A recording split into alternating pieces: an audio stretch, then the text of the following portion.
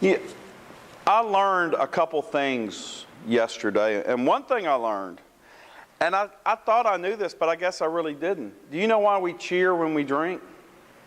Because when you drink, you use every sense but touch and sound. And cheers gives you touch and sound when you drink. Did y'all know that? Oh, well, there you go. I learned that yesterday. And I thought about how important all senses are in life and in faith. And I learned something else last night. It's amazing, and I guess I knew this, but really didn't. That according to all those ghost shows at night on Travel Channel, that you cannot touch a ghost physically. Did y'all know that? Yeah, y'all did? Well, again, I didn't know that. But that's what they said. And it made me think about the reading we have today.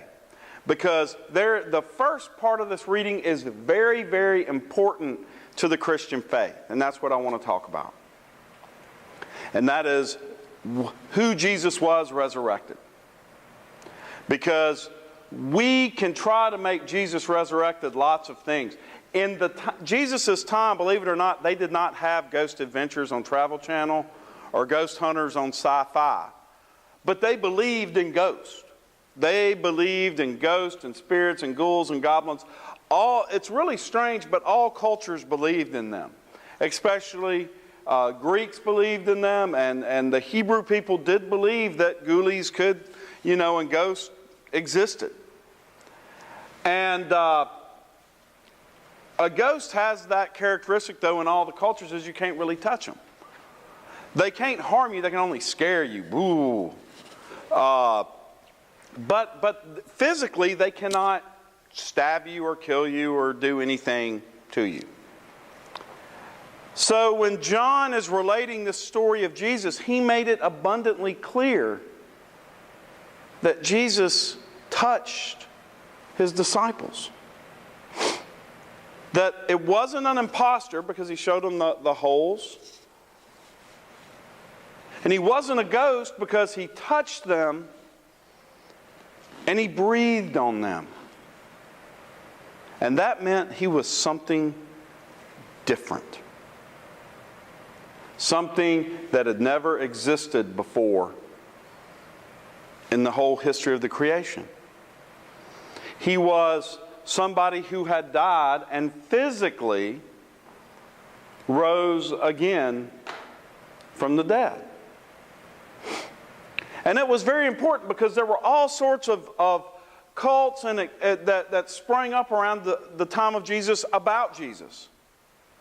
And most of their beliefs said Jesus was a spirit, not a physical being, not a physical person. And at the resurrection, he was just a spirit that just kind of floated around. Thomas touched his hands and his side. They felt his breath on their body. There was this magician guy, and his name is somewhere at Ghost Adventures right now. But in World War II, he invented armies out of mirrors and out of little shading and little wooden pallets. He made entire armies appear through just those three things. And the Germans, he was British, and the Germans could never figure out where the British army was because they would think they were one place and they would show up somewhere else. But he had one thing that he made certain, that whenever he set up his illusions, they secured it very strongly, because if anybody was to get into the illusion or going through the smoke and mirrors, the whole illusion would fall apart. The way the mirrors were set and the shading and the canvas, if one person accidentally hit one, the whole thing would disappear. So they locked it down. And in the end, it was literally smoke and mirrors. Jesus walked among his people. He broke bread with them. He instructed them. He taught them. There wasn't smoke and mirrors at his resurrection, but flesh and blood.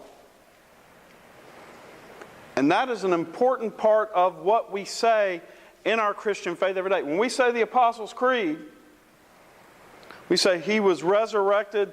Let me see. I have to start from the beginning. Do y'all ever have to do that? The third day he rose again from the dead. He ascended into heaven physically. The Nicene Creed says the same thing. It is a physical resurrection, not a ghost, not smoke, and not mirrors. And what does that mean for us? Depends on who you talk to. What it means for me is that I have a risen Lord, that death is overcome. And I don't know what happens to my body. I really don't. I don't know whether my body, I hope my body's better looking in heaven. It'd be hard to be this good looking. In heaven, I should be twice as good looking. I'm just kidding. I'm waving to I hate the camera. I know. I'll get used to it. It's the light. It's the thing. This is my bad side too. I like you over here better. But I do know that I will see my risen Lord again. And I too, because of my doubts, my fears, my concerns, will touch his side and feel his breath and know his presence.